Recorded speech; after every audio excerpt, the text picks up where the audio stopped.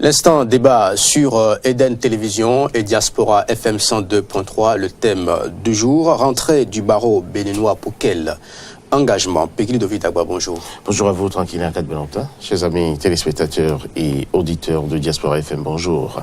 Vendredi dernier, le barreau béninois a effectué sa rentrée solennelle, une rentrée officielle qui a été consacrée par une cérémonie tout aussi officielle. Mais que recouvre une rentrée du barreau? Qu'est-ce qu'on peut en entendre? Qu'est-ce qu'on peut entendre à partir de là? En tout cas, autant d'éléments qui seront abordés et d'autres sur ce plateau, sur ce débat, qui reçoit Maître Charles Badou. Il est avocat à la Cour, il est membre du barreau. Bonjour. Bonjour. Merci d'être avec nous. C'est moi qui vous remercie. Alors, quel besoin a-t-on d'assister ou d'organiser chaque fois une rentrée du barreau? Cela répond déjà à une tradition. La tradition qui veut qu'on puisse marquer à chaque année judiciaire par une cérémonie solennelle. Et c'est cette cérémonie qui se fait à l'occasion de la rentrée.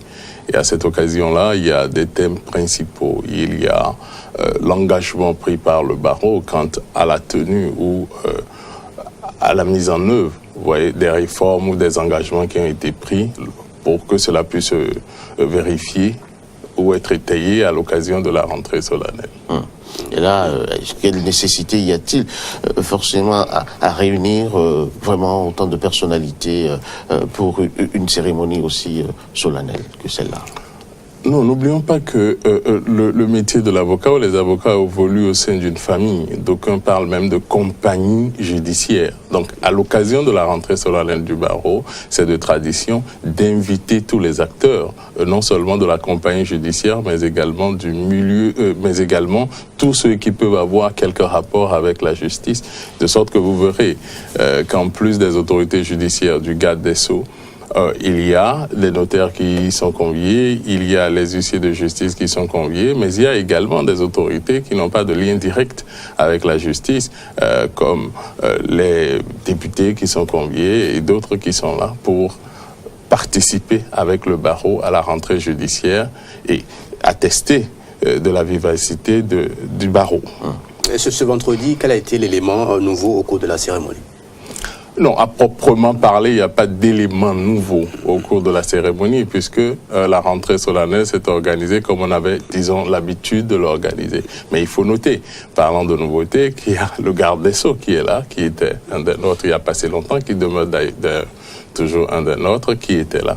C'est la première, s'il faut parler de nouveautés, c'est la première rentrée solennelle qui a été organisée depuis le 6 avril 2016. Avec l'avènement du gouvernement actuel.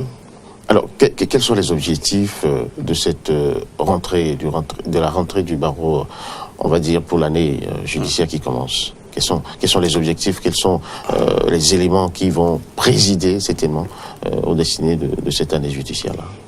Ok, c'est plus précis. C'est-à-dire que quels sont les engagements pris par le barreau pour Justement. Ce qui est de l'année judiciaire 2016-2017. Tout à fait. Comme je le disais tantôt, la rentrée solennelle est l'occasion pour le bâtonnier qui parle au nom des avocats de réaffirmer les engagements qui sont pris par les avocats. Et le thème de la rentrée a été l'indépendance, le rôle de l'avocat, si vous voulez, dans l'indépendance de la justice. Donc, pour nous, il s'agit de faire de sorte que l'avocat puisse contribuer efficacement à l'indépendance de la justice. Vous n'êtes pas sans savoir que si le juge n'est pas libre, si le juge n'est pas indépendant, il n'est pas à même de rendre des décisions qui sont en harmonie avec les textes, en harmonie avec les faits. Et donc, l'engagement principal qui est pris à cette occasion, à travers le discours du bâtonnier, c'est la contribution de l'avocat à l'indépendance du juge. Et comment cela peut-il se manifester, cela peut-il se faire? Le juge et l'avocat sont quand même dans une relation de dualité pour la manifestation de la vérité une fois qu'on est au prétoire. Pourquoi il revient à l'avocat de travailler pour l'indépendance du juge? Non, il revient à l'avocat de travailler à l'indépendance. Non, il faut nuancer quand même. Le juge doit par lui-même et par les textes être indépendant. Je parle du juge, de lui-même doit être indépendant. C'est ce qui est consacré par les tests. C'est ce qui est consacré par les tests. Mais il ne faut pas que l'avocat soit celui-là qui l'incite à remettre en cause son indépendance. Il ne faudrait pas qu'il y ait de collusion. Parce que ça peut arriver. Ça peut arriver. Ça arrive. Ça peut arriver. Ça peut arriver. Vous êtes là quand même pour expliciter la chose. C'est pour Il ça arrive que je donc dis que ça soit le cas, qu'il y ait des collusions. Ça peut arriver qu'il y ait collusion entre l'avocat et le juge. Et l'engagement qui est pris dans le sens d'une justice impartiale, dans le sens d'une justice de qualité, est de faire de sorte que l'avocat puisse accompagner l'indépendance du juge et non compromettre l'indépendance du juge. Et là, si vous en parlez, si le barreau en arrive à prendre cet engagement, c'est qu'il y a quand même des zones d'ombre, c'est cela. Est-ce qu'il y a eu des situations qui se sont produites et qui ont prêté flanc à cela? À ma connaissance, non. À ma connaissance, je ne suis pas informé de cas avérés où il y a un avocat qui a cherché à compromettre l'indépendance du juge. Mais nous sommes des hommes.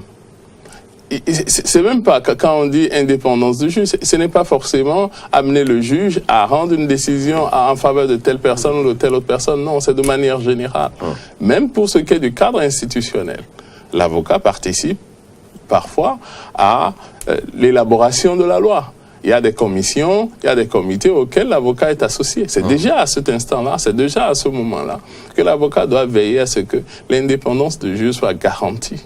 Et donc, c'est tout ça qui est fait pour que l'avocat accompagne l'indépendance du juge plutôt que paralyse cette indépendance-là.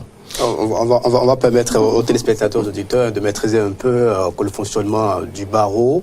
Et vous êtes il y a combien d'avocats? Le Bénin compte combien d'avocats aujourd'hui? Et être avocat, est-ce d'office?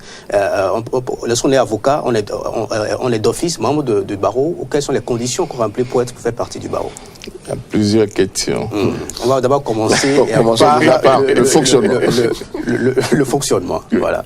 Bon, disons que il y a le barreau, il y a l'ordre, il y a le conseil de l'ordre, il y a le bâtonnier. Ça fait 4 niveaux. Ça fait plusieurs organes. On va y aller étape par étape. Oui.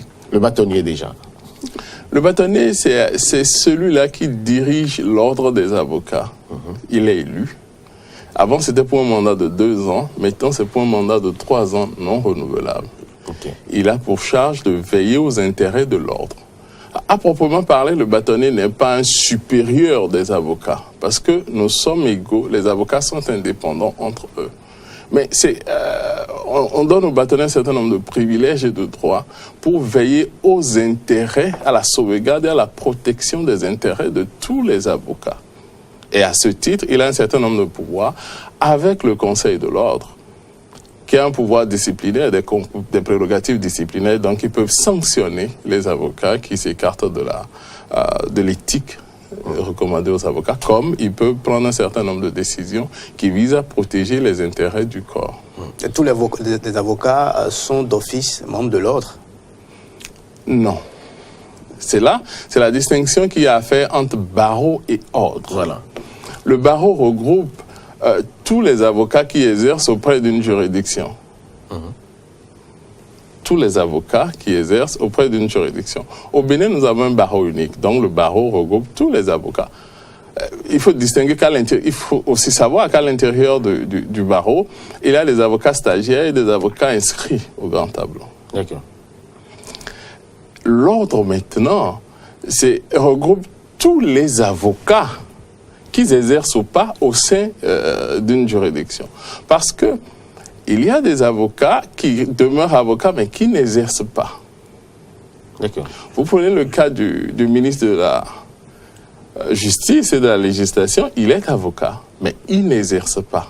Pour l'instant. Pour l'instant. Il est omis parce que il est devenu ministre. Ça a été le cas de beaucoup d'autres personnes. Avant sa nomination, il exerçait. Avant sa nomination, il exerçait.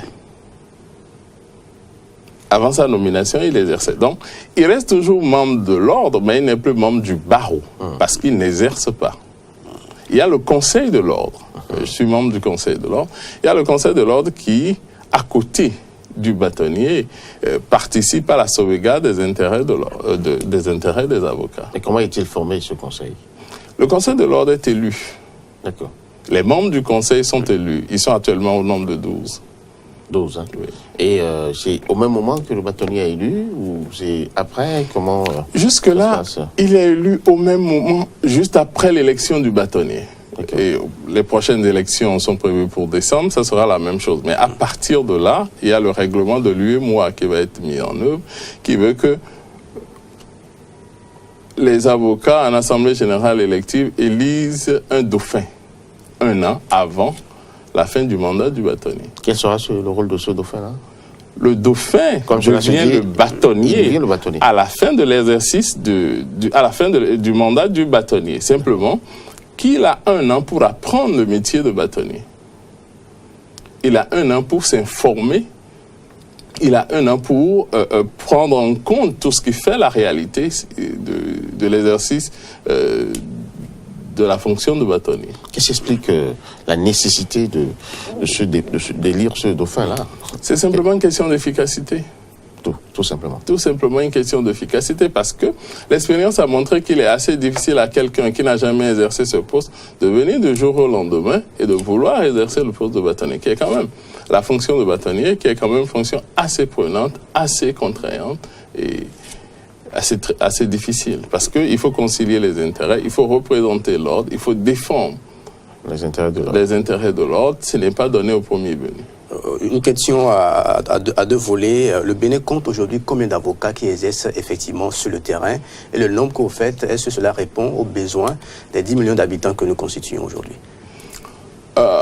Jusqu'à l'heure où je vous parle, le Bénin compte autour de 250 avocats. Est-ce que le nombre que nous faisons répond exactement? Oui. Tout compte fait, le barreau répond aux exigences et aux besoins en matière de justice de tous les justiciables qui s'adressent à lui. Allez-y. Comment réussissez-vous à dénoter cela? Parce que, est-ce que vous êtes sûr que chaque Béninois qui a droit de solliciter un avocat vraiment peut l'obtenir? Aucun Béninois qui cherche à constituer un avocat n'a pas manqué d'avoir d'avocat. Jusque-là. Personne n'a voulu constituer un avocat et qu'on lui dise que tous les avocats sont pris et qu'il n'y a pas d'avocat. Et pourquoi 250, le chiffre? Je dis, c'est à ce chiffre-là que nous sommes aujourd'hui. Il y a... Le mercredi dernier, il y a encore prestation de serment. Il y a eu 4 ou 5 qui sont venus.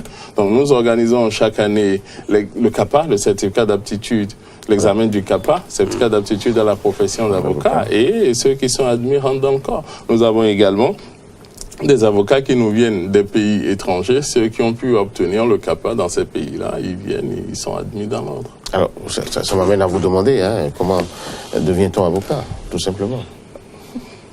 On devient avocat en remplissant un certain nombre de conditions. Il faut déjà avoir la maîtrise, ou à défaut de la maîtrise, le Master 2 en droit. Il faut avoir le certificat d'aptitude à la profession d'avocat. Il faut soumettre son dossier au Conseil de l'ordre, qui l'étudie. Et si votre dossier est accepté, vous prêtez serment. Et en principe, vous prêtez le serment de stage, vous êtes stagiaire pendant 3 ans. Vous apprenez le métier parce que c'est un métier qui s'apprend. Et à la fin, si on estime que vous aviez suffisamment de connaissances et d'aptitudes nécessaires et que vous avez une moralité qui se prête à l'exercice de la fonction, vous êtes admis au grand tableau. Parce que, vous voyez, c'est toujours 2 volets. Il ne suffit pas pour exercer la profession d'avoir les compétences nécessaires, encore qu'il faut témoigner de la probité requise pour exercer ce métier-là. Bon, il est de notoriété publique que le test est vraiment sélectif, c'est vraiment pas facile d'entrer dans ce corps. Et il y en a plein qui participent à cet examen, mais très peu. On dirait même que c'est une élection. Non, il n'est pas de notoriété publique que le test est très fort, très corsé. Il se véhicule... Bon, en tout cas, c'est ce qu'on entend dire. C'est la perception. C'est ce qu'on entend dire. Il y a cette perception-là, mais ceux qui réussissent vous diront qu'il n'y a absolument rien de compliqué. Simplement que la moyenne est mise à 12, c'est tout. Et pour l'obtenir, il faut avoir les 12, c'est tout. Et pour l'obtenir, c'est très difficile. C'est pas si compliqué que ça. C'est pas si compliqué que ça. Entre avocats, entre vous, est-ce que vous entretenez de très bonnes relations lorsqu'on sait très bien que vous vous retrouvez au front pour défendre des dossiers et tout? Est-ce que les relations entre avocats, c'est vrai qu'il y a la confraternité, mais au-delà de cette confraternité, est-ce que les relations sont toujours bonnes? Déjà, vous faites bien de mettre l'accent sur la confraternité que nous partageons avec vous. C'est pour ça qu'on parle de confrères. Donc, de par l'exercice de la profession, nous sommes tenus d'avoir des rapports confraternels. Nous sommes tenus d'avoir des rapports de cordialité. Nous sommes tenus d'avoir des rapports de loyauté. Mais c'est vrai qu'on n'est pas tenu de s'embrasser sur la bouche. Vous voyez, nous sommes des humains, il y a entre certains avocats des liens, au-delà de la confraternité, des liens d'amitié. Il y a pour d'autres des liens qui s'arrêtent à la confraternité, qui ne vont pas au-delà. Tout simplement. Tout simplement. Donc, mais un dossier ne doit pas diviser. Parce qu'un dossier reste un dossier. Une affaire reste une affaire. Et vous voyez souvent, on peut s'empoigner, on peut être très, très critique l'un envers l'autre. Mais après les plaidoiries, après l'audience, vous assistez souvent au fait qu'on se salue, on se congratule, on rit ensemble, on repart. C'est le métier. On ne fait pas d'une cause, on n'en fait pas d'une affaire l'occasion l'occasion pour chuter. Quand je parle de chute, c'est de faire de son confrère un ennemi simplement parce qu'il a un dossier contre vous. Sinon, on aura tous les avocats comme contre ennemis, parce qu'on a vocation à avoir tous les autres avocats contre soi à l'occasion de procédures. C'est ça l'exercice même de l'avocat. Exactement. Alors, vous parliez tantôt de loyauté. Est-ce qu'il peut arriver que deux avocats, dans un dossier contradictoire, puissent s'entendre sur le dos du client? Non, ça ne doit pas arriver. Et en principe, ils n'ont pas le même client. Parce que c'est une affaire qui oppose deux parties au moins, la plupart du temps. Donc, chacun a son client. Tout à fait. Donc, les avocats ne doivent pas s'entendre. Ils vont s'entendre sur le dos de quel client, puisqu'ils n'ont pas le même client. Mais il faut quand même que l'un gagne. Il faut que l'un gagne. C'est pour ça qu'il y a un juge qui départage, qui dit le droit, qui dit que selon la loi, qui est en principe, selon la loi et selon les éléments à sa disposition, le droit est plutôt du côté de telle personne que de telle autre personne. Mais il peut arriver que, face à la situation, face au dossier en présence, un avocat puisse aller voir son confrère pour dire, écoute, laisse-moi gagner, pour s'entendre. C'est un peu ce que je veux dire. Est-ce que cela peut arriver? Je ne l'exclus pas. Est-ce que cela doit arriver? Non. Non. Et quand ça arrive? Il faut pouvoir déjà rapporter la preuve que ça a existé. C'est là. Parce que si ça arrive et si ça existe, de sorte qu'un avocat ne joue pas son rôle, un avocat ne défend pas son client et procède par compromission pour fragiliser les droits de son client, le Conseil de l'ordre peut être saisi. Pour sanctionner ce comportement qui s'éloigne de l'éthique de l'avocat.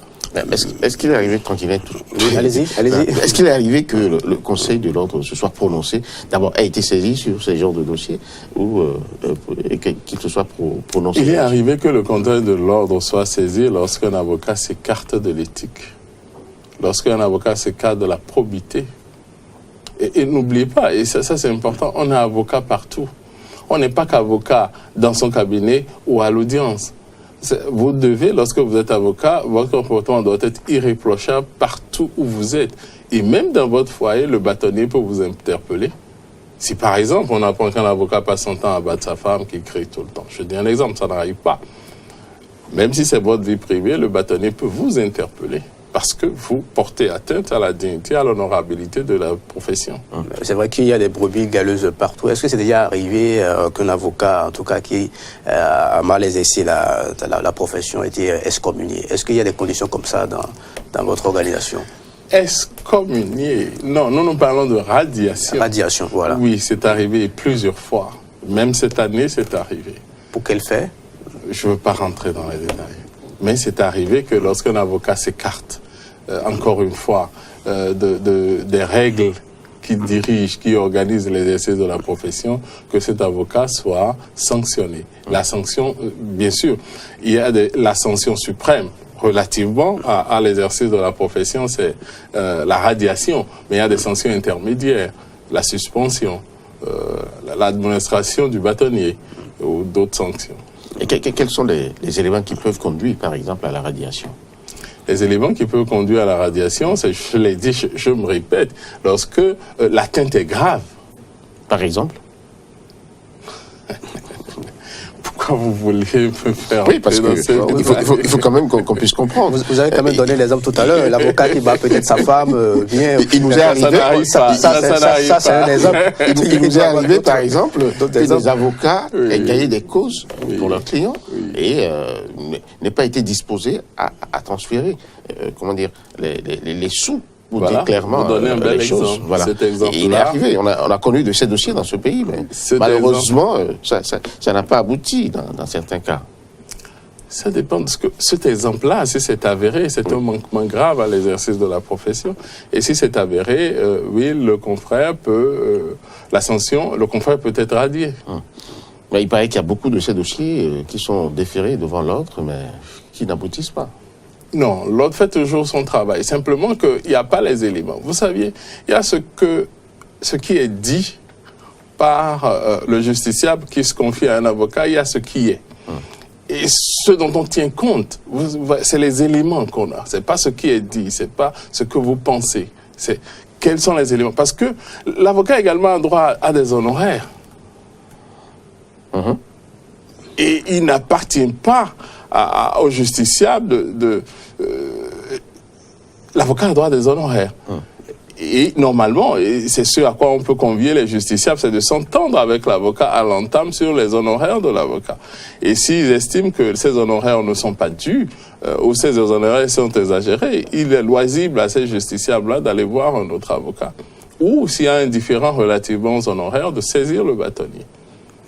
Il y en a, lorsque tout le travail est fait, ils estiment que le travail fait par l'avocat, ça a consisté à quoi? À mettre une robe, à aller parler. C'est pas beaucoup d'argent, beaucoup de boulot. Beaucoup de boulot, il a juste parlé, il a juste écrit, il a pris des conclusions et ça s'est arrêté là. Et pourquoi est-ce que derrière, il demande tel montant comme honoraire? Mais c'est pas ça, ça marche pas comme ça. Et donc, la plupart du temps, c'est beaucoup plus le bâtonnier qui règle les problèmes.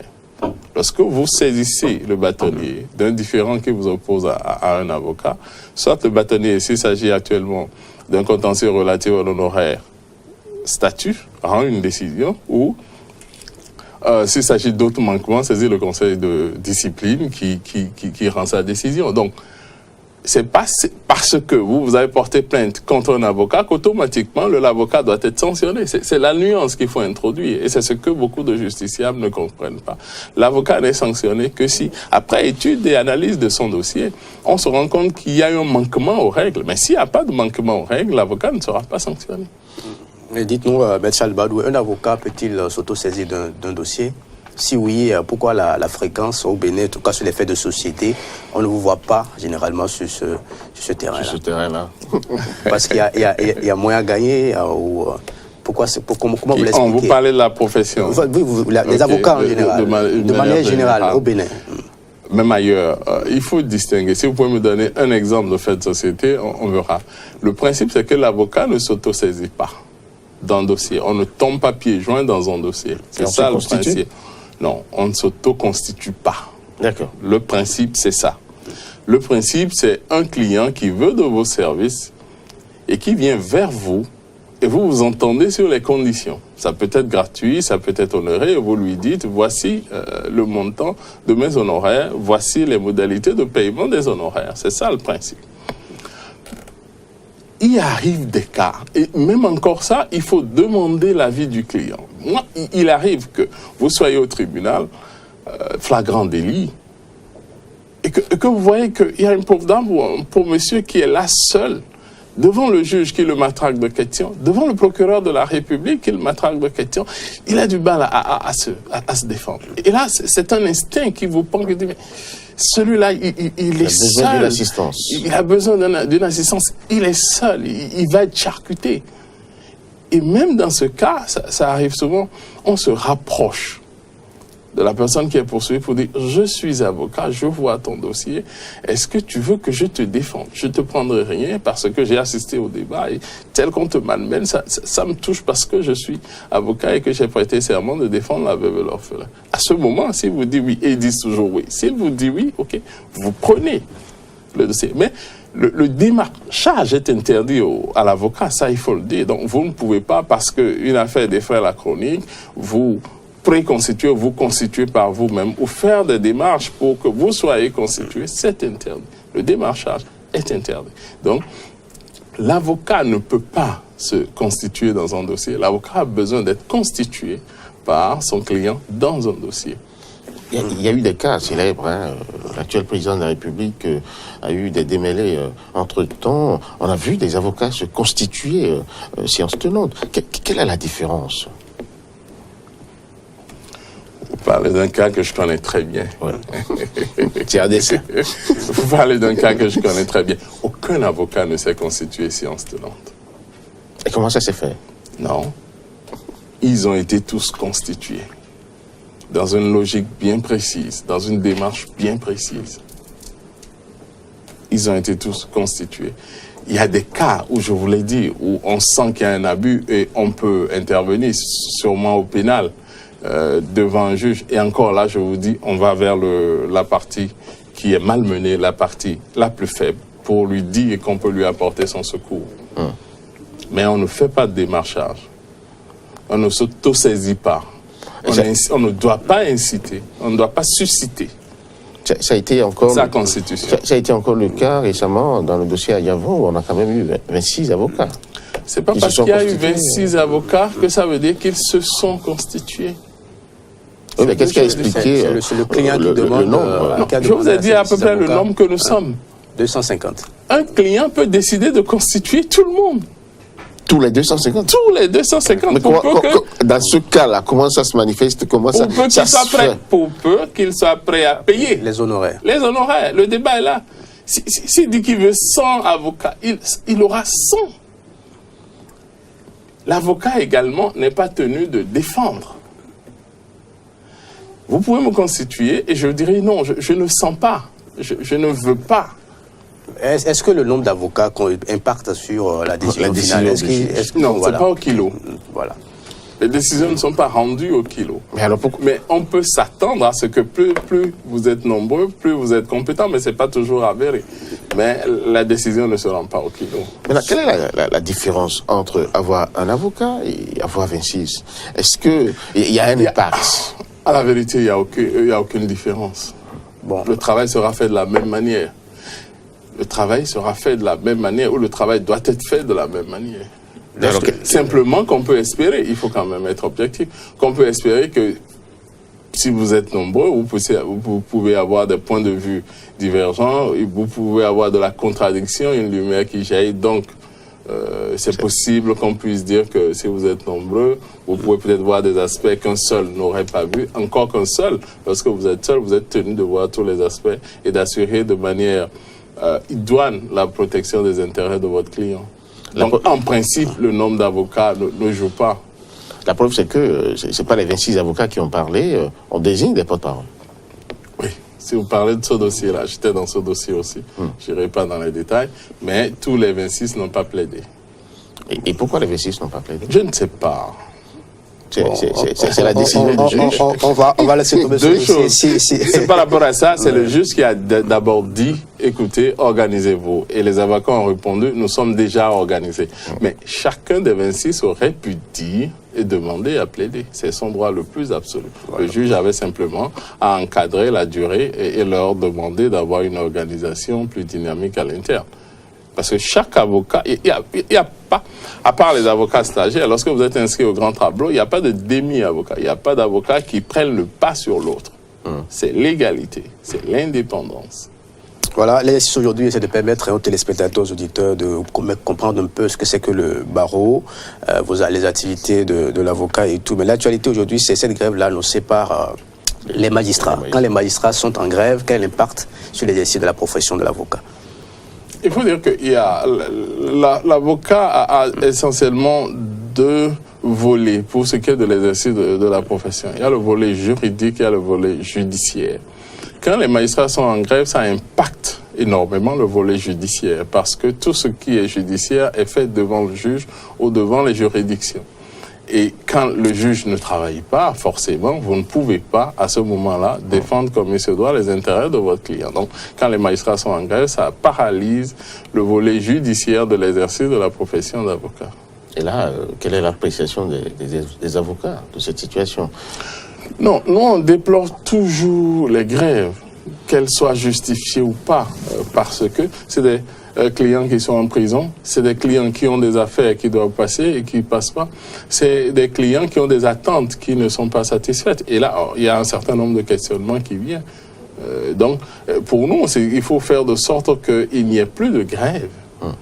Pas par la loi, le droit de grève d'admetteur, je ne parle pas de la suppression du droit de grève, je parle plutôt qu'un dialogue dynamique doit être initié entre les autorités et les magistrats pour que cette entente-là fonctionne et on n'aboutisse pas à la grève, que la grève ne soit pas la seule voie pour que les uns et les autres se parlent.